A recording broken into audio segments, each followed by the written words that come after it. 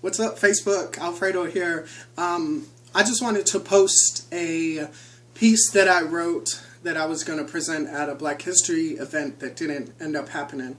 But I wanted to put it on here and maybe get some feedback and see what everyone thinks of it.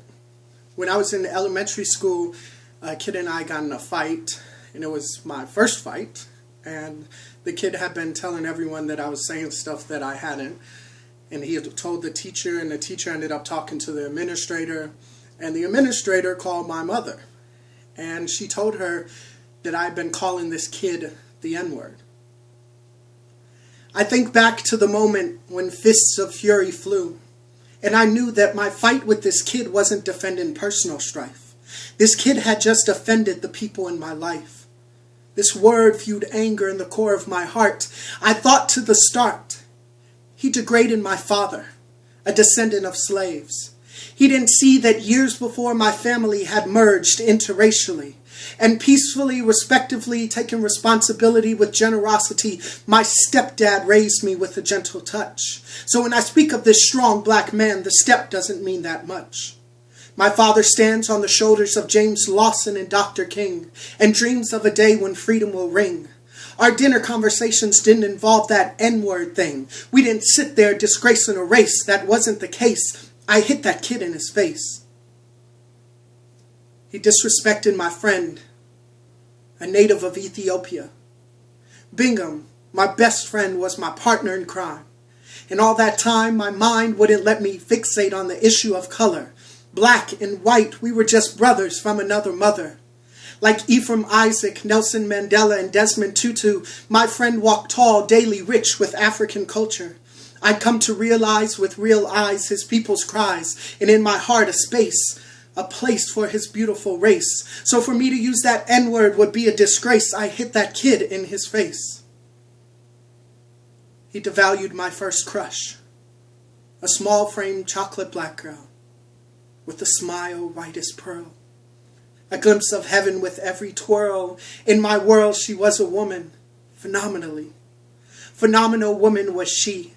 And she was Ruby Dee and Lorraine Hansberry and Nikki Giovanni, proudly prancing on pedestals of powerful princesses. I wanted her love, and never once was my race above. She was my queen, so I had to put ignorance in its place. I hit that kid in his face. This kid represents a word that should have died long in the past. When it was vile, vicious, verbal venom, why did it last? Now younger generations use it today, tossing it back and forth in all they say, forgetting what their ancestors had to pay, because somehow it's cooler when it ends with an A. That kid represents the crack of a whip. Sailors sailing those ships. A Native American shattered dream. Millions of Jews slain by the Nazi regime. He is a noose strangling life. He is the battered and betrayed wife. He's the ignorance that labels Muslims as terrorists. He's the ridiculed gay kid who slits his wrist. He's nations going to war for no apparent cause. He's the uniformed crookedness paid to uphold our laws. He represents Yugoslavia and Rwanda when plagued by genocide. He represents any time anyone's people have cried. He represents hate. And my hits represent taking a stand. I stand today, proud of my family's legacy. And I know that part of me is Black history. Frederick Douglass, Rosa Parks, Harriet Tubman, Andrew Young. When this kid claimed I'd thrown the slur from my tongue, he didn't see that that word offends me. He was demeaning greats Ida B. and Booker T. and my family tree. So if you see injustice of any kind or hatred towards a race, I tell you to hit that kid in his face. Thanks for watching, guys. Please comment, good, bad, indifferent, I don't mind.